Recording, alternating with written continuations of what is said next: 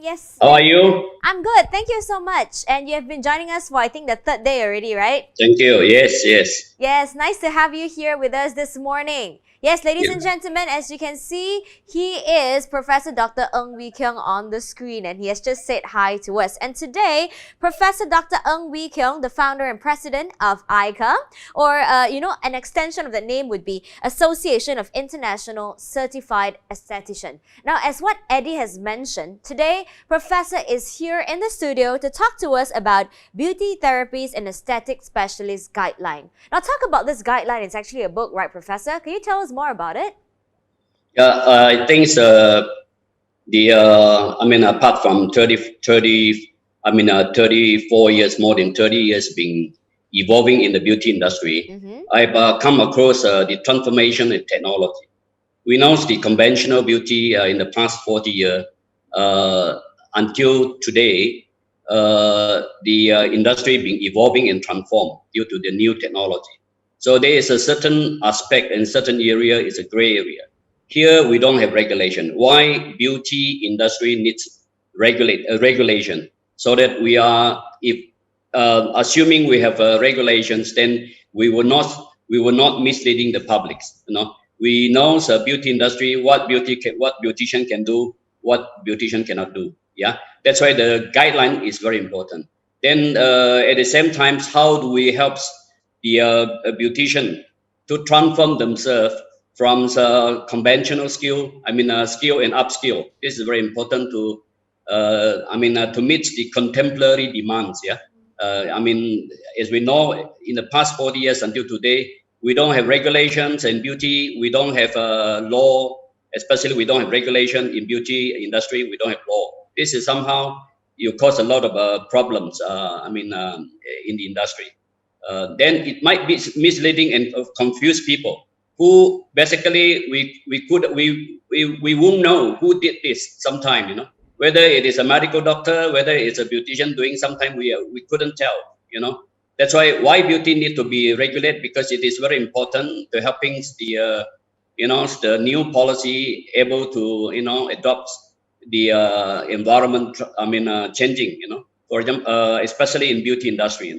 The evolving and transformation is rapidly growing. So I believe we need a guideline. We need regulation toward law. I think it's important. As a professional, you need to be recognized. Yeah. Yes. Thank you so much, Professor Dr. Ng, for such a great introduction of this guideline itself. It's actually a book, and that actually explains how important it is for esthetician or even beautician in this industry to follow a guideline, to adhere to a certain regulation, and that therefore referring to this book to actually know and find out what's the best way and the right way to conduct their acts, especially to their customers. Am I right? And now coming back to also about this question, how long have you actually prepared to actually get this book written, Doctor? Okay, let me explain a little bit the consumption, the turnover, the revenue of Malaysia. Cosmetic business, toiletry business. In 2013, if you look at the statistics, we have about 1.7 billion volume in terms of cosmetic. In 2013, you see this. I think this figure, this number is growing. Throughout year by year, you see. Then and we know at the same time we know beauty is not conventional anymore. They were toward aesthetic sign industry, aesthetic industry. So we know recent year we have a lot of new technology came out. For example, like conventional beauty, basically they are taking care of the skin, but due to the new technology, we can see they have a lot of new device coming up. We have injectable solution. We have Botox fillers. We have PDO. This is all new technology we consider as a gray area. So in 2007, I think in 2016, 17, we also received the report. The National Consumer Complaint Center, NCCCC, they received 2,197 97 report. They have 500 cases in beauty industry. So you can imagine this issue being happen, every year is happen. That's why I believe with this precise and relevant report why beauty need to regulate. And we know the issue is not, it's not that easier. In the past 40 years until today, beauty industry still remain the same. We don't have, as I saying, we don't have a new policy come out. We don't have a regulation come out. We don't have, a professional association to monitor. Then it is very difficult to beauty industry to grow. Even those who are growing, but because the media, sometimes the media is misleading, we can't blame them because they also don't understand. That's why in any house, in the end, I think beauty, it's one of the, the industry being damaged, without proper guidelines, without proper law, yeah. Mm-hmm. Yes. Thank you so much, Doctor, for sharing, things like this. So we just want to find out, right, if there are any beauticians or, esthetician who would like to actually get this guideline, this book, how can they get it? Okay, let me come back to the question that just now I believe I did not answer to you. You asked me how long did Yes. I writing this book. Actually, during the lockdowns, 3 months, I was locked down in Kota Kinabalu. I have nothing to do. Every day I write. Oh. But when I work in the big city like Kuala Lumpur, I don't have time to sit down and write, So True. I take this occasion to finish this book in 3 months' time. Then after reviews, then I decide to publish. But in the past 14 years, in 2006 until today, all this something in mind, my thought is in mind, my experience in mind.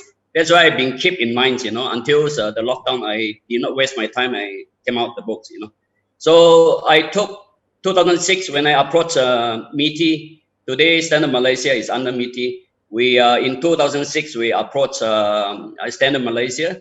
We want to do a standard. We want to do a certification. So we started with 2006 until 2012. We've been accredited by Standard Malaysia. The scheme slowly we build the scheme comply to the world standard.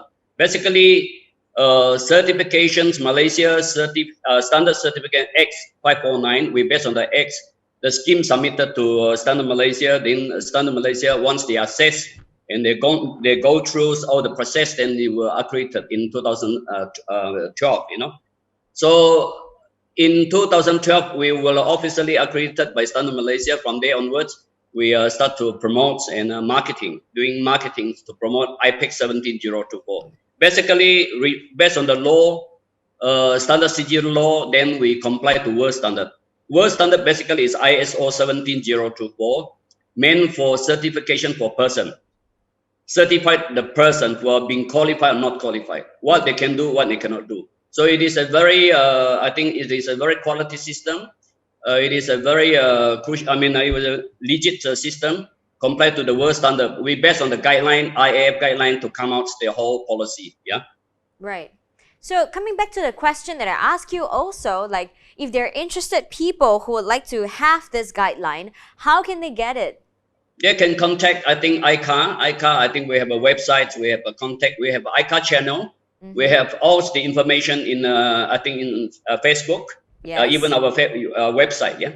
Right. Okay. So all you have to do, for those of you who are interested to get this guideline, in fact, we would like to encourage you guys to all have it because it's all written down by Professor Dr. Kiong himself based on the regulations that he thinks, beauty therapists and aesthetic specialists needs to follow, right? A guideline that everybody needs to follow, right? Anything you would like to say to encourage more people to actually follow this guideline, Doctor?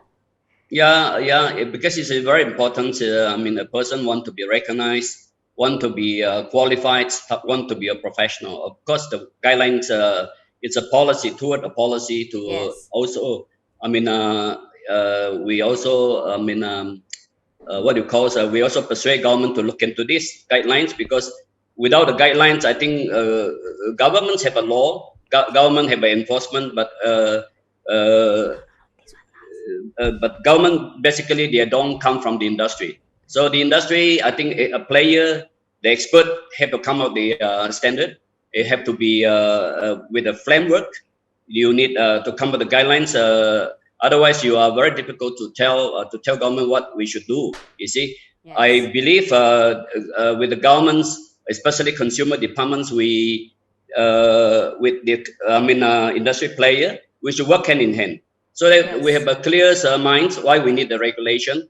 Basically, the beauty industry is a huge market. Yeah, we don't want to be damaged. We don't want to be exclude beauty. Always being suppressed by others in others. Authority, not even authority. I think even media. Sometimes they may not be purposely damaged, but it might be misleading in term of the words they're using. Yeah. So I encourage people to start to read this guideline because it's a full solution. It's an ecosystem. We have assessment body, which is want to be a professional expert in beauty as a beautician or aesthetic specialist. They come to AICA. We can help them. We can grow them up, to become an esthetician, aesthetic specialist especially. But because the guidelines have been defined, their professional status are clear. So whoever practice in beauty industry, whether they are in conventional beauty or aesthetic beauty, eventually, if they come to AICA, we're able to monitor them to help them to grow. Yeah. Right. Thank you, Doctor. Now, Professor Dr. Ng Wee Kiong, ladies and gentlemen, now founder and also the president of AICA, has actually some slides to share with us. Am I right, Professor? Yes. Yes. Could you tell us more about that? It's your time. So we look at the slide why beauty industry need to be regulars. As I saying just now, we have so huge market, 1.7 billion of turnover in the year 2013. Then we see the complaints. Every year it has happened. Many issues came out. For example, like last year, we have our young lady here, a model, was passed away because of a liposuction. It is also due to not regulate in beauty. So the beautician, suppose they are allowed to do liposuction. In fact, beautician is not allowed to do liposuction. Yeah. Even medical doctor, if they are medical doctor in general, they are also not allowed to do liposuction, provided they are plastic surgeon, like cosmetic surgeon or plastic surgeon, have to be qualified to do liposuction. Yeah. So this happened is not last year. Even this year, I have one article from Thailand. Also the same thing when the doctor did the liposuction, also the client passed away. So you can see all this country in 2008 to 2020, you see all this liposuction incident happens. The clients was dying due to the treatment procedure. Yeah, it is not only Malaysia, even Singapore, of course, Malaysia, United States, India, everywhere. So you look at the situation. If even a qualified plastic surgeon, when they do liposuction, they also have to be very careful. Otherwise, incident may happen from time to time. So you just imagine if the beauty industry without regulation, then the beautician, they are privately doing all this liposuction. It is very dangerous for clients, consumer. So I hope also consumer have to be aware. If they want to do liposuction, they go to the qualified plastic surgeon. But as I saying, there is no guarantee. Yeah. It's incident happen from time to time. As I say, this is a statistic from 2008 until 2020. You can see how many people dying because of liposuction. Yeah. So this year we received another article, 2021, another liposuction done by beauty doctor then in Thailand. So this lady, the doctor is 72 years also experienced, but in the end, this message is published in media mislead. The media mislead, they use a beauty doctor. Even the media, sometimes they mislead. As I saying, we have doctor, we have dermatologist, we have plastic surgical, but we don't have beauty doctor in the term. So even the term in the media, they are misleading. I dislike to look at this term. They call it beauty doctor. In Chinese, they say 美容医生. There is no such term in terms of academic, in terms of professional definition called beauty doctor. So this publication is a mislead to harm. Is basically the term is harm to beauty industry. This is supposed to be not happen in the media, but you see, this kind of situation being happen all over the years. You see, that's why I think we need to educate professional beautician. We need to educate doctor. We need to educate even the publisher. People who write all this message have to be clear, and that's why the regulation is so important. because without the regulation, we don't have a framework. Also, government also doesn't know what they need, how to help us, you see. So as a player, we must work hand in hand with the government to tell them to, to advise, to promote more public, awareness. This is very important, yeah.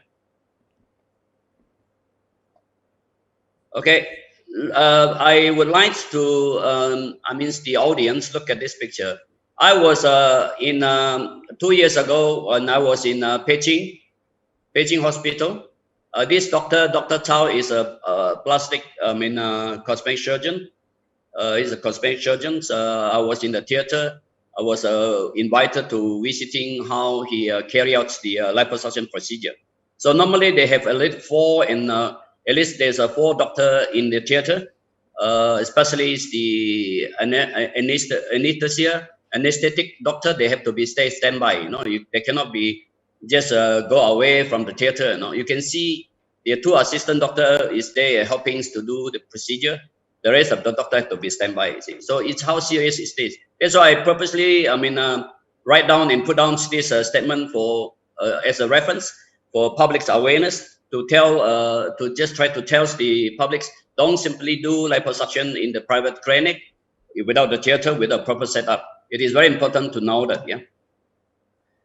So the next one I want to introduce about the current medical act. Why I say beauty, we don't have regulations, beauty, we don't have law, because as you can see in the slide, the law is come from KKM. In our knowledge, some of the acts from the Ministry of Health are Queensland Act in 1952. Even before Malaysia independent, we have the act called 1952. Basically, it's Sales of Drug Act, yeah, 1952. So in 1956, then we imposed another law called medicine.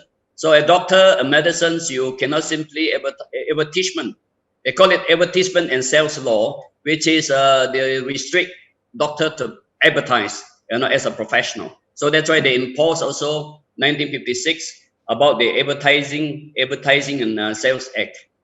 So when come to 1984, because we don't have a regulation in terms of cosmetic, so the government also imposed another law in 1984, is a cosmetic regulation. So people who want to sell the products, whether it's produced by local market, produced by local manufacturing, or import from Korea for other country, you must get your product to be registered in Ministry of Health. They call it NOT, notification of product. You must get a number before you sell into the market. So this is the regulation when they impose. Yeah. So another act is as you can see, Private and Healthcare Facility and Services Act in 1998. They imposed in 1998. This is this act basically it's to imply for those doctors who want to open up clinics, the standard of this clinic, they have to comply to the requirement from the Health Acts. Yeah. So that the clinics, for example, like normally a shop house, your door might be 3 feet, but you see for doctor clinical, they need 4 feet, you see, just because for the convenience of the equipment, move in and out, you see. So in 1998, we can see they have Healthcare and Facility, Healthcare Facility and Services Act in 1998. So this is an act being exist for so many years. 1952 until now, I think it's more than 40 years. Yeah. So we don't have, as you see, we don't have beauty regulation. We don't have beauty law. Yeah. So that's why, as a medical doctor, there's standing order. There's local standardized standing order. Basically, it's a medication who are the clinical. Basically, the doctor, they will treat illnesses. They are not beautification. That's why the Medical Council, KKM, they publish a guideline. They publish the guideline. They publish the guideline. They have stated very clear about the guideline. Chapter 1, medical doctor in general, what they can practice in aesthetic. Chapter 2, dermatologists and other cosmetologists. Dermatologists, they can practice in certain scale, and plastic surgeons, they can practice different scope. Yeah. So they divide into invasive, non-invasive, minimal invasive, invasive. So the guidelines are stated very clear. I don't know whether you can see this book from KKM. Here they have 3 chapters. I mean, all talk about doctor, whether they can do, they cannot do, what they cannot do, what they can do. Yeah, as a general doctor, because the standing order basically is very clear. Doctor require LCP to practice. Aesthetic. If doctor without the aesthetic, I think they are all illegal to practice. Especially those doctors who practice in the beauty salon, they will also illegal, because once the KKM approved a clinic doctor to be open at clinics, basically the doctor license, basically used for that particular clinic. Yeah. So just imagine the beauty without regulation, without law. You can see the passport here.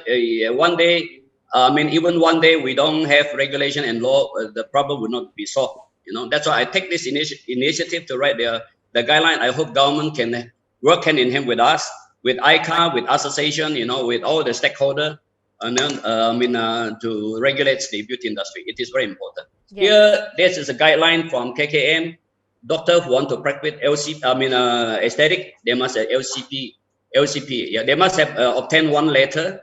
The letter called letter of credential and privilege. This letter is basically for doctor to practice aesthetic. As I saying, without LCP, they are illegal. Yeah. Then come to our guidelines, aesthetic guidelines. We came out last year. We've been discussed in a meeting with KPD and SAP. Consumer Affairs, we try to regulate this industry in time to come. Hopefully this year we can materialize the whole thing with KPD, ICP, and KKM. Yeah, the book is important. I think without the guideline, without objective, without indication, it is very difficult for beauty industry to regulate and become a law. Yeah. So coming back to the law and beauty, as we know, we have a medical law. The medical, within the KK medical law, they are quite, mature. But in beauty, I think in the past 40 until today, we still remain unregulated. Yeah, we remain no regulation in law. Yeah, that's why, as I saying, I take initiative, try to helping beautician to grow. We cannot remain 150 years still carry beautician. Until today, we still carry the beautician. The definition with is a deadlock. Basically, the definition of beautician is deadlock. That means beautician can only do facial treatment. Out of facial treatment, you cannot do anything. Laser, you can't do this, you cannot do. But basically, all the device in beauty industry being designed by beauty industry. It's designed for beauty, not for medication. So even in the law, if you put beauty device, for example, like laser, IPO, or pico laser, or CO2 laser, this is all for beautification. You put in medical device, it's supposed to be medication purposes, not usage, not for beauty usage. You see, so the term is very important. When you're saying beauty device, that means is for beauty industry. For a medical device is for medication. That's why medical council KKM, they come out LCP level credential, because they know the standing order of practicing aesthetic. They must come from a beauty industry foundation. Yeah, you must come from the beauty foundation. Basically, we know beauty industry as a beauty expert. They always look after the consumers' skin. We talk about epidermis and dermis and hyperlayer. We all talk about this, emphasize on this. Academic foundation requirement. That's why I just now mentioned. Basically, beauty have the right to do aesthetic in certain parameter, non-invasive, in minimal invasive. They should be allowed to practice, as I say, with a proper control by using governmental recognized assessment body to be recognized their qualification, so that we are able to help the beauty industry to grow from beautician upgrades and upbringing them to become an aesthetic specialist. With the parameter, they know what they can do, what they cannot do. So we draw the line in between the medical and aesthetic. So it is good. I believe we should work hand in hand with KKM. We should work hand in hand with the consumer department. We should work in hand with any stakeholder in town, because it's very helpful to the industry to grow, especially SMI and SME. Yeah. So as I saying, we come up this industry. I try to, basically I try to basically I try to transform the whole beauty industry to be a new, to suit the contemporary needs, the demand. We try to transform the beautician to be aesthetic specialists so that they are legally practiced and they know their scope, what they can practice, what they cannot practice. Yeah. So it is very helpful to the industry to grow, not only in terms of beauty industry, but also, I mean, I think in terms of medical aspect. Yeah, I think it's very helpful to government also. Yeah. So as I saying, why beautician can do, because there is a standing order. We practice beauty, we practice skin, we take care the consumer skin. That we know the functional of skin and structure. We know the skin cell. You know the psychologically the process of skin cell toward that cell. Even though when age when we aging coming in terms of aging, promoting aging, then we know how to take care when they're using Botox filler, and then they know what is the purpose to use all these solution. They know they know their responsibility, not to overdo something they supposed not to do. Yeah, this is very important. Yeah. So beautification involves a client outward appearance. As I saying just now, we look after the beauty. People, beautification through beauty enhancement method, and it is a standing order for beautician to do within the parameter. As I saying, there's a limitation for them to practice esthetician. Even I believe a general practice, they have a limitation to practice an aesthetic because their faculty basically is a their standing order. Basically their faculty is basically for medication, for illnesses, not for beautification. As I saying, that's why there's a different beauty between a beauty and a doctor, because doctor meant for illnesses, not for beautification. That's why they need extra paper, they call letter of credential. Where else beauty at the moment without regulation. That's why we emphasize here. We're trying to ask government to support to become regulation. It might not be so soon become the law, but at least we have a regulation to take care of the market, to take care the reputations, the image of the beauty industry. So as I saying just now, we cannot remain beautician forever. Beautician, we have to, we have to meet the requirement of the industry, evolving, especially the transformation of the technology. We have to meet the requirement. That's why we have to upgrade, upskill in terms of upskilling and knowledge. To allow beautician to practice to certain aspect, to certain parameter. We cannot remain forever. In 150 years, you just imagine we are remaining the definition of a beautician until today. So we should upgrade the system to adopt, as I say, to adopt and to catch up the contemporary era. There's a new technology. We cannot always remain as a gray area. So the issue will happen every year. So we try to minimize the risk. We try to helping government to reduce all the burdens, tries to safeguard of the image of the industry. It is very important. So here I just would like to share a little bit to define in beauty industry in time to come why we change the history. We cannot remain ourselves as a beautician anymore. So in time to come, we also promote aesthetic programs. We have aesthetic specialists. We have aesthetic medical specialists. This is being defined the term in terms of in the guidelines. Basically, in the guidelines, we have stated very clear the dissertating. Basically, the dissertating message in the guideline is quite clear to define the professional status. Yeah, whoever want to practice as a beautician to upgrade themselves, they can come to AICA. We'll help them. We'll guide them how to become an aesthetic specialist. Yeah. So in terms of assessment, we have the key party here is very important as a ecosystem. Apart from government, we have KKM, we have KPD and SAP, we have Standard Malaysia. Here we have three commentary and involved in IPAC. So IPAC is a certification body, which is accredited by Standard Malaysia, with the standard by MITI. Standard Malaysia basically is under MITI. Standard Malaysia basically is a quality control under MITI. So IPAC basically it's a certification body which is accredited by Standard Malaysia. So as a professional, you get the license You can practice as a beautician. You can practice as an aesthetic specialist. You have to go through the examination assessment, so that if you are compliant to the standard, whichever scheme being accredited by Standard Malaysia, you are being certified, you are qualified. You are not only qualified in terms of recognized by Malaysia government, you are also recognized by world standard, ISO, IEC 17024. You are compliant to the world standard. Mentioned again, you will comply to the certification of person, ISO, IEC, conformity assessment, accredited under Standard Malaysia Act 1996. We call it Certification Act 549. You're being recognized as a person who are qualified as a beautician or aesthetic specialist in time to come. Yeah.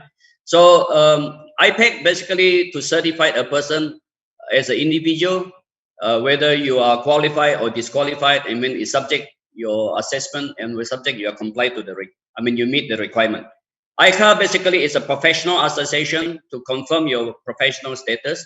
Who want to practice beauty, who want to basic beauty, who want to practice aesthetic specialist, they may come to AICA, join as ordinary members or certified members. If they are a certified member, it's subject to the criteria, whether the criteria will emphasize very clear what you can do, what you cannot do. So AICA, it's a professional body for monitor the practitioner who register under AICA, so that we will work hand in hand, as I saying, with government, because every quarters, years, the government, whether it's Standard Malaysia, Kementerian of Consumer Department, and also KKM, they will come and audit IPAC. Yeah, whether your document is compliant, whether your document is legally on keeping or not, whether you are qualified or not. I think the government auditor will come. At least twice in the year, 4 times in the year, depend on the situation. So AICA is monitor the members who are practiced as a professional. It is very clear the ecosystem being told.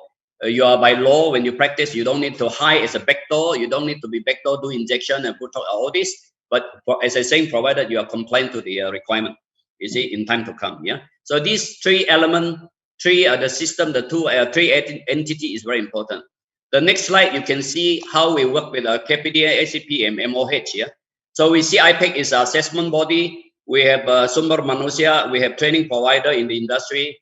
I believe also the beauty industry, a lot of people practice aesthetic without license. Even they teach without license. In educations, they don't have a proper system, but they are just because making money, they teach at the back door. They are not a proper setup. It is one of the issues. There are more beauticians become aesthetic practice in town without license. So this is one of the issues we have seen in the market. And then secondly, we also seen a lot of product is not registered in town, whether the product is injectable, whether the product is used for appearance, whether used for internal. Some product may not be registered, as I know. Here we have 2 types of product, as I saying. If you are selling your cosmetic, you need to register on an NOT.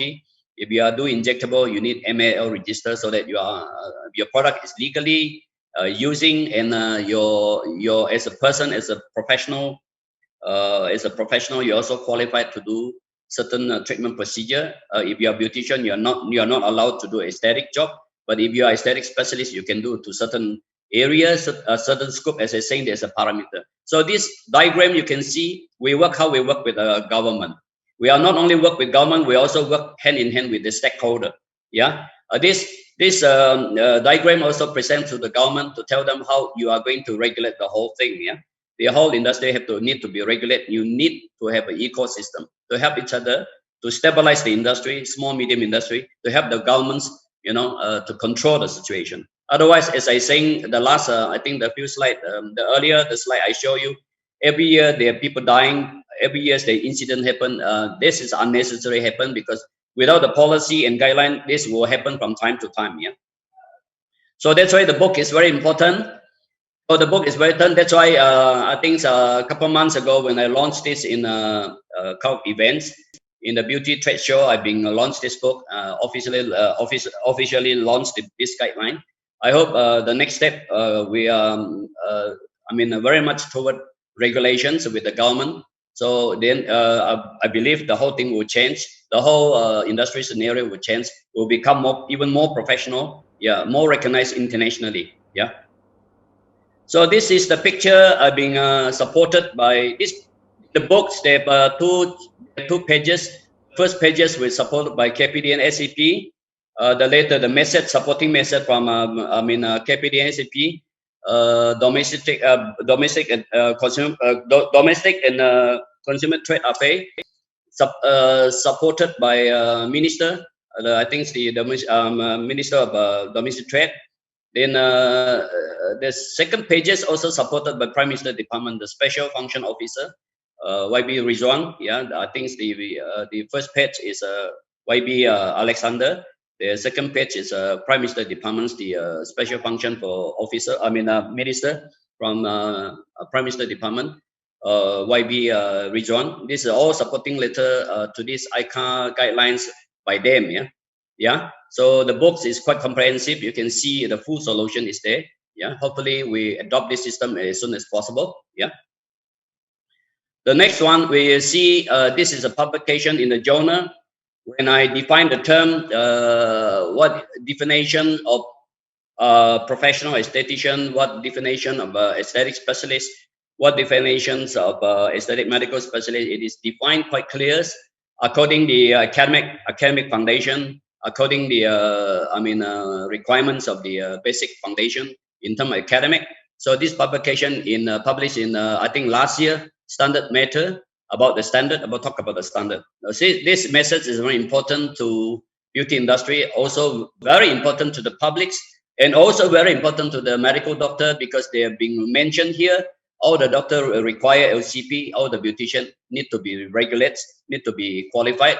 They have to be restricted for beautician to do certain procedure may not be allowed to do by them. Let's say if they are not aesthetic specialists, they are not registered under AICA, they are not regulated. They are not being compliant to the standard required in time to come. So this is a journal being published in the magazine, published by standard user, yeah, NCCC, who most of the complaints to them. So every year, this I believe this organization receive a lot of complaint.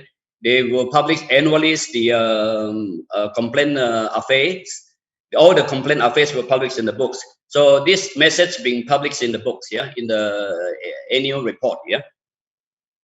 So as I saying, we spent so long since start 2006. We start to research and develop the scheme and the standard toward ISO 17024. Even before 2006, I've been practiced 18 years, at least 18 to 20 years in beauty industry. I know the weaknesses of the beauty industry. I know beauty industry being very conventional, doing and promotes, become so popular, become so rich.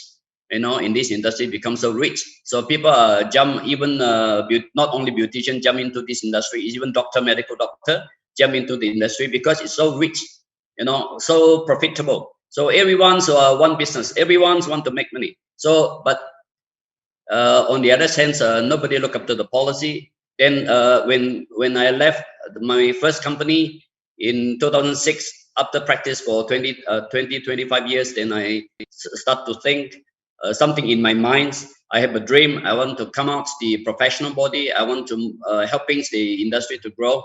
Then from 2016, I proposed. Basically, I approached Standard Malaysia to develop the scheme. So in 2000, as I saying, in 2020, almost 15 years, I able to come out the guidelines. You know, until today, after we've been practiced so many years in beauty industry, also so many years. I picked a certificate body in so many years. Today, we're able to come out the guideline. So we published this in 2020. It is very important now to promote this guideline toward, as I saying, regulation. That's why at this I think the next aspect, the next process, I think we are going to work very close with the government so that we are able to, as soon as possible, we're able to regulate. Yeah.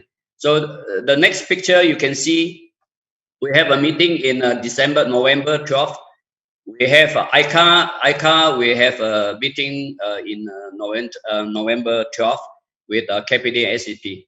So we also present our guidelines. We also present our these guidelines to KPD SCP.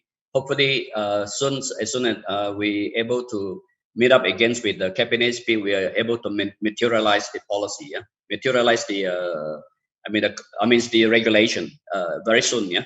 So this is somehow why as I saying, we need to regulate the industry, because we don't want beauty industry to be harmed by the media, by the unnecessary media, misleading the public, even suppressed by others authority. We don't want. We want it to be fair to the industry. We want to grow the industry, because we know this is a very interested industry, and we know this is a very profitable industry. So we have to take care. We have, as a beauty industry player, I think we need to take care. We need to take care of the industry ourselves. You know, we are the player. We know what to do. So we are also try to get government to support. You know, we work hand in hand with the government. It is very important. That's why we are not only doing business, making money, but we also have to look at the social responsibility. We don't want to be consumer to be not aware and harmful to the consumer. We are responsible. As an industry player, we are responsible. We need self-responsible to regulate the industry, to help the government to stabilize the small, medium industry. This is very important. Yeah, I think I'm just a little bit of my explanation of the guidelines. I'll pass it back to the floor. Yeah.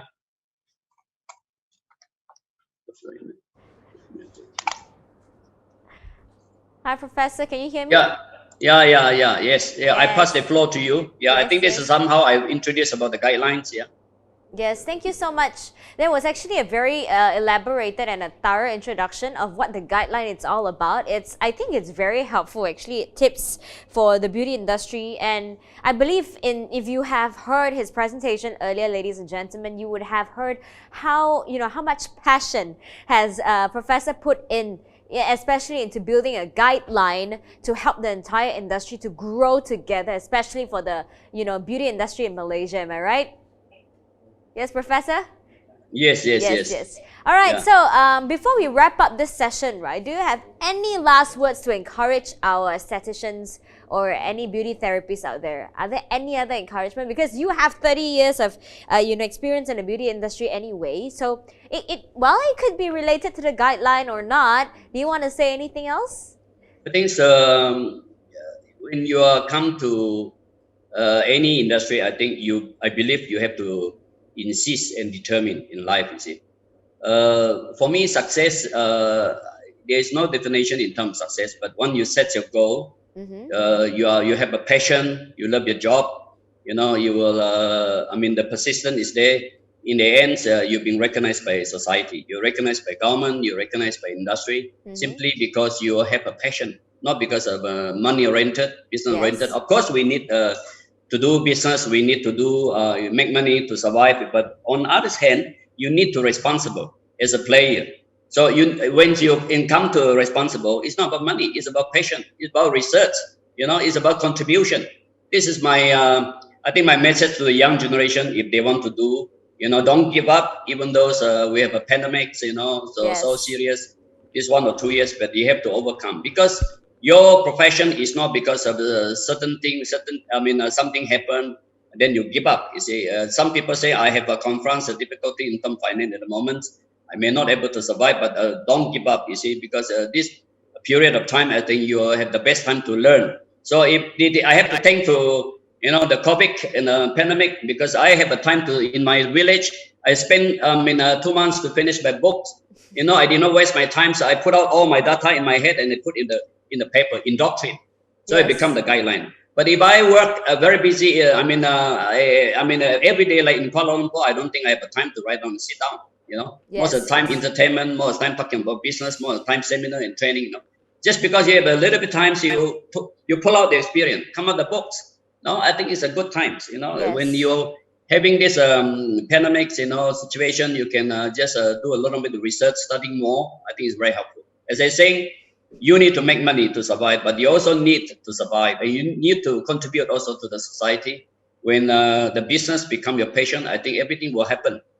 That is what I feel success have to be. Set your goal, your objective, whether it's not material or non-material, you determine and toward the objective, you will materialize your success. Right. Yeah. Yeah. Thank you very much, Professor. Actually, I think, the final encouragement, the word of encouragement is definitely very helpful. So, you know what, ladies and gentlemen, it doesn't go away from the word determination, perseverance, and make use of your time to make it work, right? Learning is a lifetime journey anyway. So thank you so much once again to Professor Dr. Ng Wee Kiong for such a wonderful session. This is our very first session of our third day, Beauty Online Trade Show, and it has been quite a good one to kickstart with. But guys, if you're interested to hear more from Professor, guess what? We have next session coming up right after this later on. We'll tell you more about it shortly. But meanwhile, we'll take a short break from Professor Dr. Ng. Thank you so much once again. And we'll see you Thank you very again much. shortly. Thank you. All right, over to you, Eddie.